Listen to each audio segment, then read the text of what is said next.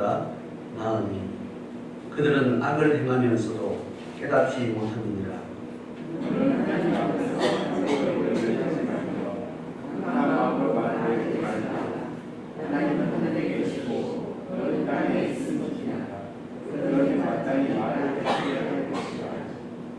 걱정이 많으면 꿈이 생기고 말이 많으면 우매한 자의 소리가 나타나느니라.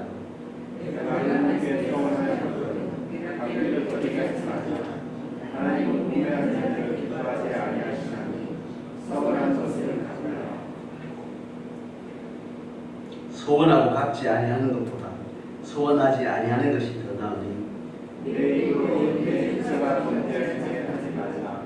나라에서 내가 사고한 것이 슬프다고 말하지 말라. 어찌 하나님께서 내 목소리로 말미암아 진노하사 내 손으로 한 것을 연락하게 하냐. 같이 읽습니다. 꿈이 많으면 헛된 일들이 많아지고 말이 많아도 그러하니 오직 너는 하나님을 경외할지니라. 아멘. 예, 전도서 5장 1절에서 7절의 이야기는 한 단어 자체가 명확한 메시지를 담고 있는 앞에 문단하고 뒤에 문단하고 구별되는 메시지를 담고 있는 내용입니다. 양괄식이에요. 기록한 형식은 양괄식이라는 말은 앞에 첫 절에 그리고 마지막 절은 7절째 핵심적인 메시지가 들어있어요. 1절에 어떤 것이냐면 하나님의 집에 들어갈 때에 너희 발을 삼갈 자가 가까이 하여 말씀을 듣는 것이 우매한 자들이 제물 드리는 것보다 낫다. 이야기. 그러니까 하나님의 말씀을 듣는 것, 하나님의 성전에 들어갔을 때 하나님의 말씀을 들어야 된다. 이게 지금 핵심 구절입니다. 그 양괄식이니까 끝에 또 메시지가 있겠죠. 7절 하반절에 오직 너는 하나님을 경외할지니라. 이렇게 하나님과 가까이 하는 영성에 대한 이야기를 합니다. 그걸 좀 구체적으로 디테일하게 중간에 설명을 하겠죠. 1절의 내용은 어떨까 하면 하나님의 집에 들어갈 때에 지금 전도서는 구약 성경이잖아요. 그죠? 구약 성경 팔레스타인의 가나안에 하나님의 백성들이 들어가서 거기서 성전을 중심으로 삶을 살아가죠. 그래서 하나님의 집에 들어간다는 것은 성전에 예배를 드린다는 거예요. 구약에 하나님의 성전에 예배 드리는 사람들은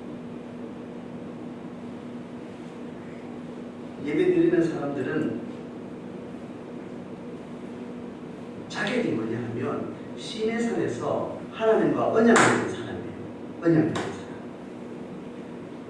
하나님하고 언약을 맺었다는 것은 잃어버린 하나님을 찾고 잃어버린 백성을 찾아서 끊어졌던 하나님과 피조물 그 관계가 회복된 거예요.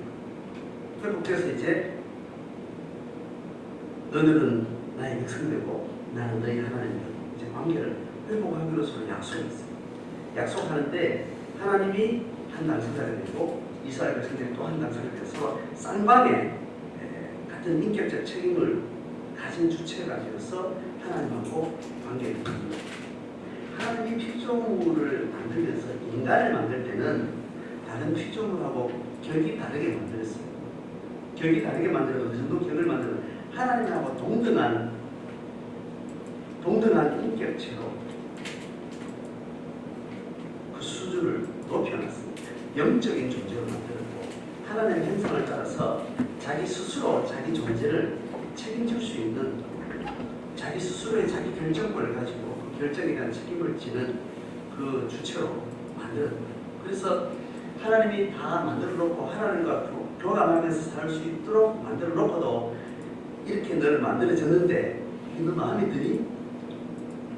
나는 이런 계획을 가지고 너를 이렇게 만들었어. 그냥 너를 동물로 안 만들고 나의 모양과 형상을 심어놨는데 이것도 네 마음에 드는지 모르겠다. 나는 하나님 그냥 동물처럼 그냥 혼적으로만 만들어주세요. 영적인 하나님 형상을 좀 빼서 만들어주세요.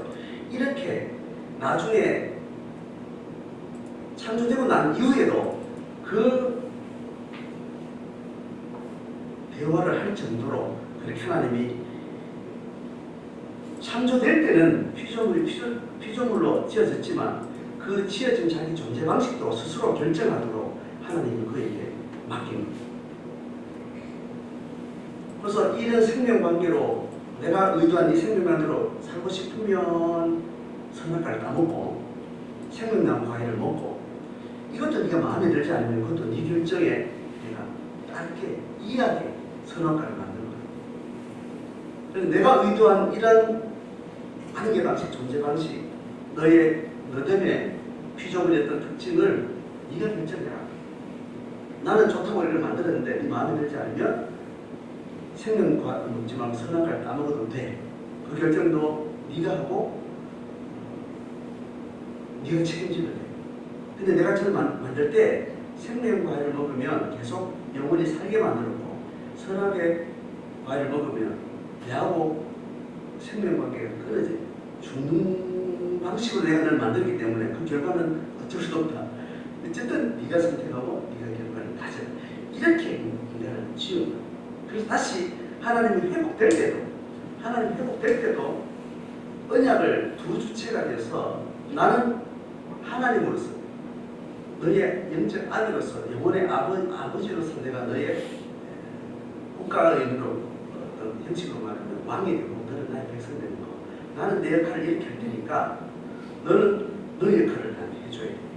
다시 뭐냐 하면 너가 나를 끊고 떠나간 이 죄의 문제를 나는 네한테 묻고 싶지 않고 그냥 내 아들한테 묻고 싶어. 그건 내가 떠안을게. 그 죽어야 될 그거 네가 처음에 선악과를 네가 따먹으면서 네가 결정한 그 결정이 너에게 사망에 이르렀으니까 나는 너를 살리고 싶어. 그런데 그걸 살릴 수가 없어. 너는 이미 선악과를 먹었기 때문에 네가 책임져야 되는 존재야. 그런데 나는 네가 다시 회복되기를 원하는데 그 죽음의 책임은 내가 질게. 이건 내가 해결해 줄 테니까 이제 이걸 기반으로 다시 원쪽으로 다시 돌아가자. 자, 돌아가서 다시 나는 너에 대한 생명에 대한 책임을 지고 너를 다시 받아들게. 그러면 너는 다시 나하고 생명 관계로 살 것을 네가 결정하고 계속 살아주면 좋겠다. 할 수 있겠니? 자, 그러면 백성들이 오케이 해가지고 집단으로 언약을 맺은 거예요. 그러니까 첫 아담은 생명과를 먹고 좀 살다 보니까 딴 생각이 났단 말이에요. 나도 좀 내가 결정하고 선악과를 내가 통제하고 좀 그렇게 하고 싶어. 이런 의도를 가지고 선악과를 안 먹었는데 이 백성들은 우리 유괴조상 아담이 따먹은 걸 하나님이 원적으로 돌려주실 수만 있다면 나는 선악과만 따먹고 이제 살게요. 그래서 서로 약속을 한 거예요.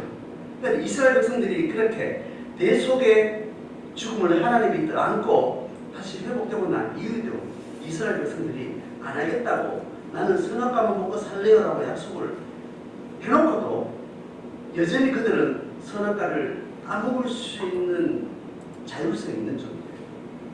그러면 거기에 대한 책임을 지면 돼요. 다시 그러면 첫 아담이 선악과를 따먹은 것처럼 죽음을 돌아가게 돼요. 자, 이 언약 관계를 맺은 상태에서 언약 관계를 맺은 에덴 동산의 생명 관계에 있는 그 삶을 살 수 있는 이 한 집단을 가나안이라는 곳에 하나님께서 넣어두고 그렇게 살도록 만든 거예요. 그러니까 지금 하나님의 집에 들어간다는 것은 이 언약을 확인한 사람. 그러니까 늘 하나님 앞에 언약을 너 잊어버릴 수 있으니까 일주일에 한 번씩 이제 이걸 확인하자. 확인하는데 올 때마다 번제물을 이 번제물 자체는 제물 이 자체는 자기의 죽음을 대신해서 누군가 대신 진다는 거예요. 구약 시대는 짐승이 지는 거죠. 짐승이 지는데 결국은 하나님이 짐승이 지는 다른 타자가 대신 지는 것, 대신 죄를 속해주는 것. 이것도 비유적이죠. 상징적이고 시청각적이죠. 원 대속은 하나님께서 예수 그리스도를 통해서 그것을 하기로 작정하고 미리 이걸 퍼포먼스를 계속 하는 거예요. 자, 그러니까 매주 안식일 때마다 여기서 제물을 드리는 거죠. 제물을 드리면서 나는 용서받은 전적 하나님을 받으셨습니다. 자, 그러면 하나님 그걸 했으니까 내가 다시 회복된 존재를 알고 나는 하나님 보시기 좋았더라는 온전한 하나님의 성령의 것을 내가 기뻐하고 찬양하는 계속을 내가 다시 확인했습니다. 그리고 이것도 인간의 죄성 때문에 일주일을 못 가는 거예요. 일주일, 요 예배를 드린 걸 가지고 일주일 동안은 정신 차리고 네가 생명나무의 과일을 따먹는 자로서 네가 책임 있는 삶을 살아라. 그렇게 살고 그래도 그때 실수하면 실수할 수 있으니까 다시 돌아와가지고 하나님 내가 이 의도는 아니었지만 내가 약해서 또 잘못 살았네요. 잘못 살았는데 다시 내 속에 하나님의 빛 주심을 내가 다시 확인하고 다시 잘 살게요. 이걸 일주일 단위로 매번 반복하게 하는 거예요. 그것을 위해서 하나님의 집이 있는 거예요. 이 언약을 이미 인지적으로 알고 스스로 자기 결정권을 가지고 자기 의사를 가지고 결정을 하면 이렇게 살기로. 그런데 몸이 약하니까 자꾸 이게 어긋나는 거예요. 그래서 다리를 7일로 잡고 이 7일 동안 견뎌내는 것도 쉽지 않을 정도로 그렇게 약한 존재가 된 것은 뭐냐면 하나님하고 인간하고 이렇게 붙어 있어요. 붙어서 그냥 처음부터 선악과를 먹지 않고 있으면 하나님이 그들을 사랑하고 그가 하나님 예배하는 동안에 일주일이 아니라 그냥 계속 이런 다시 돌아와서 다시 번제를 드리고 재물을 확인하고 그럴 필요 없을 정도로 아주 선명한 신앙생활을 했을 텐데 지금 첫째 아담이 들어오고 난 다음에 인간이 사는 피조세계관에 공중권세는 사단이 장악하고 있습니다. 그러니까 하나님 믿고 이 공중권세가 피조물 세계 전체를 지배하고 있는 힘의 우위에 있는 어떤 영계를 장악하고 있는 이 영계는 하나님을 반역한 선악과를 따먹은 그 죄성이 이 공중권세를 장악하고 있고 그 공중권세 지배하에 있는 많은 죄인인 영혼들 중에 소수가 딱 하나님하고 언약을 맺었기 때문에 이들이 7일 이상 못 가는 이유는 이 공중권세가 워낙 강력하기 때문에 일주일마다 한 번씩 내가 용서받은 자인 것에 대해서 다시 확인하고 용서받았기 때문에 나는 다시 선악과를 먹지 않고 생명나무를 가지고 하나님 앞에 살겠습니다. 그 사는 원칙을 율법을 하나님이 준 겁니다. 레위기를 통해서 신명기를 통해서 이 삶의 원칙, 생명의 원리대로 사는 그 원리를 율법대로 준 겁니다. 그 율법대로 이제 한 주간 살아가는 겁니다.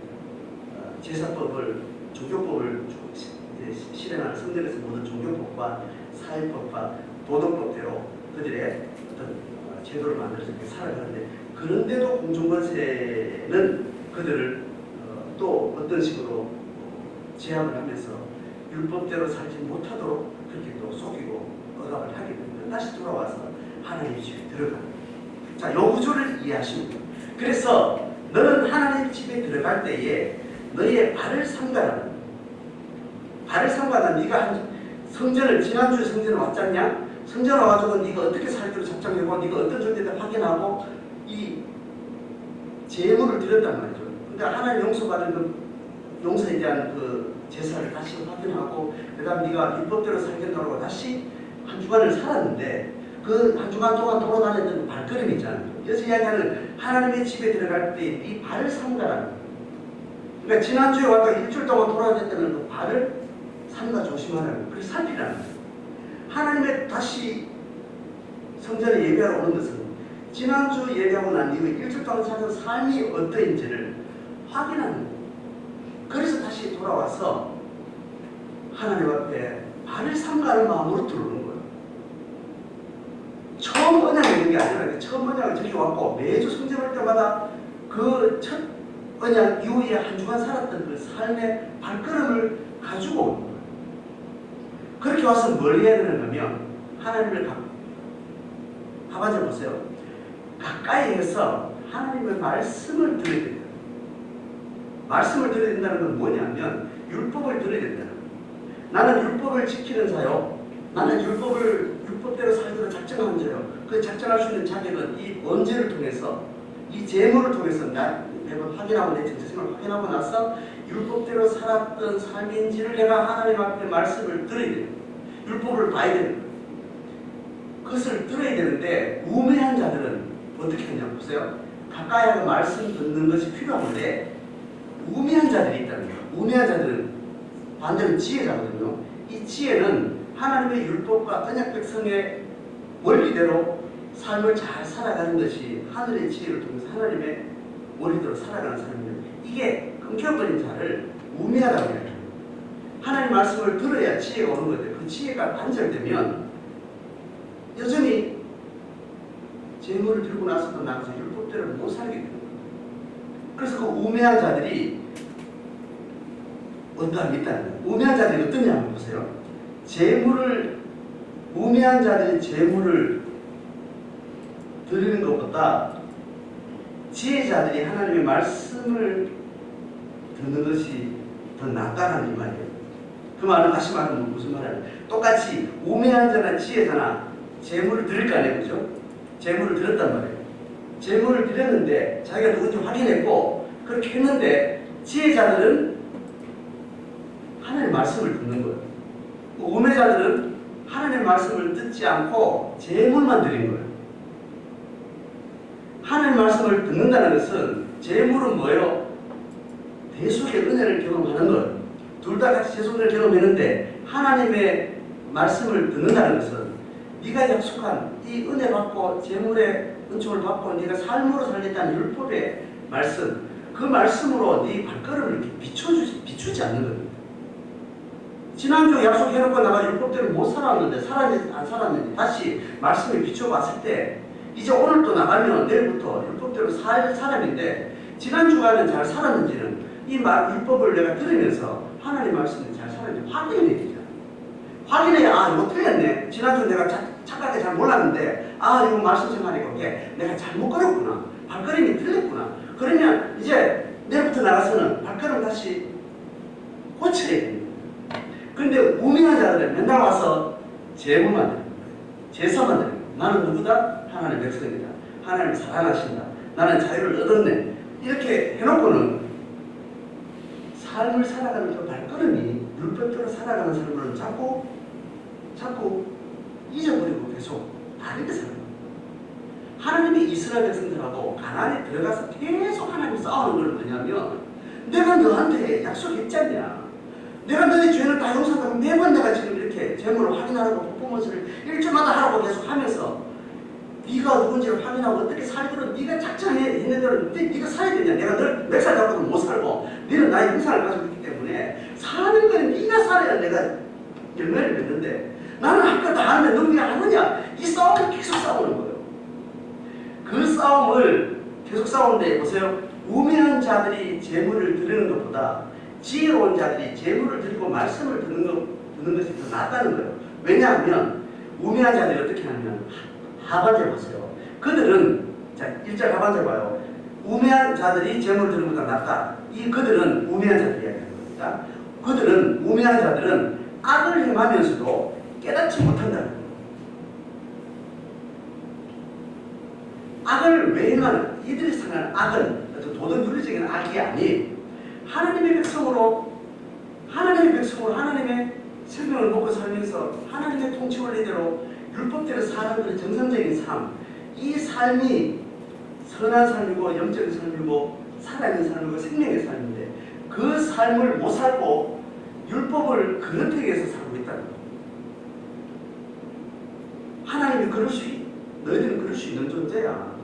이렇게 번제를 드리고 그렇게 은혜 받고 율법을 다 배우고 나가서 일주일을 멀게 하고 다시 와야 될 만큼 너희들은 잘 못한 존재를 하나님 아는 거예요. 그 악을 행하는 것을 하나님께서 문제 삼는 게 아니에요. 왔으면 들어야 된다. 깨닫지 못하는 것이 이게 문제라고. 이스라엘 백성들이 계속 하나님 것이 이 싸움을 이거예요. 하나님 그렇게 징계를 하고 책망도 하고 전쟁을 계속 껴치고 하면서 하나님 한 번도 그 번제의 순수함을 하나님 한 번도 가볍게 한 적이 없어요. 계속 이스라엘 백성들이 그것을 놓치고 있으니까 그걸 회복하라.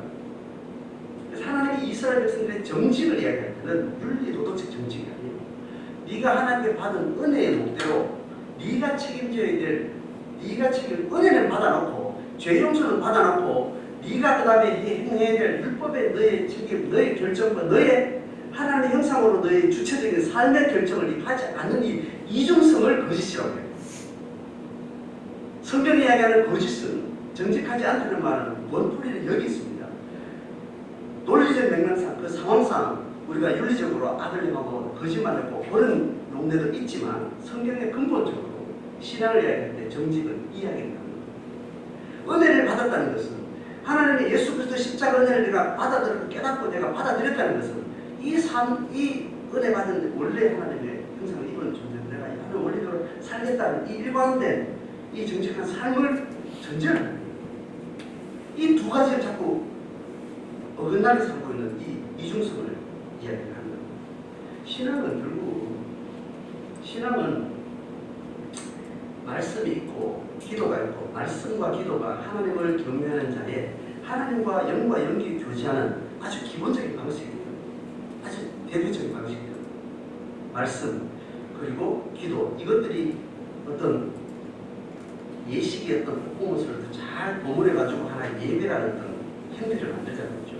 이 내용은 하나님의 말씀을 듣는 거예요. 그리고 하나님의 말씀을 내가 듣고 깨달은 점 내가 어떻게 살겠노라고 또 받은 것에 대한 감사를 내가 하나님께 내가 또 이렇게 드리는 하나님부터 오는 부분 내가 좀 가는 거예요. 그 당사자가 약속 당사자 가지고 주고받는 교감의 두 주체의 행위를 말씀이라고 그러고 기도라고 이렇게 이야기해요. 이게 철저하게 종교적인 거예요. 철저하게 영적 작업이에요. 이 영적 작업은 찬양이 됐든지 말씀을 많이 듣고 말씀을 외우고 감송하고 말씀을 막 시험을 치고 말씀을 체계적으로 합적으로 막 정리를 하고 기도를 벌떼같이 통성기도 하든지 묵상기도 하든지 입신기도를 하든지 어떤 형태를 하든지 그 말씀의 다양한 컨택 기도의 다양한 퍼포먼스가 결국은 어디에 초점 맞춰야 되는 거예요? 발걸음에 초점 맞춰요. 발걸음을 비추지 못하는 말씀은 아무짝에도 쓸모없는 거예요. 내 발걸음에 동력을 비춰내는 그 기도가 아니면 아무짝에 쓸모없는 거예요. 하나님 비유를 주세요, 비유를 주세요. 기우제를 드리는데 비유로 기도를 그렇게 하러 가는데 우산을 안 들고 간다는 거예요. 기도를 왜 하냐면 그 기도에 하나님 응답하겠다는 결정과 함께 나는 그 기도의 원대로 내가 그렇게 살겠다는 건데 비가 오게 나가는 기도를 했으면 내려올 때 우산 들고 비를 맞을 준비를 하고 와야 되지 않나요? 말씀의 양을 가지고 자기 경건이라고 생각하고 말씀의 어떤 다양한 생각, 깨달음 거기에 대한 어떤 다양한 표현들 그걸 가지고 자기 신앙으로 착각하는 이게 종교성이거든요. 기도를 얼마나 열망하고 막 짜릿하잖아요. 만기도 안 하잖아요. 내 연기 말같이 것 같지 않나요? 구름 위를 걷는 것 같은 느낌이 심지어 들어요. 내려가면 한 가절 만에 성질을 꺼내고 뚜껑 열리고 삶을 붙여내는 지각의 반성이 지각의 통찰이 없으면 그게 아무것도 쓸모없는 종교행위라는 거예요. 기독교 신앙은 다른 종교하고 전혀 다릅니다. 여기에 초점이 있는 겁니다. 자, 이 맥락을 이야기하고 나서 이제 이 우매한 자들이 왜 재물을 드리고 이 언약 관계를 계속 발견하고 나서도 왜 깨닫지 못하게 이렇게 삶을 사는다는 내용을 이제 조금 디테일하게 좀 다루는 내용을 2절부터 예수부터 이제 목양의 실제가 다루지. 2절 보세요. 너는 하나님 앞에서 함부로 입을 열지 마라. 자, 너희들이 악을 행하면서도 깨닫지 못하는 것. 악이 어떻게 이루어지는가 설명해 줍니다. 보세요. 하나님 앞에서 함부로 입을 연 거예요.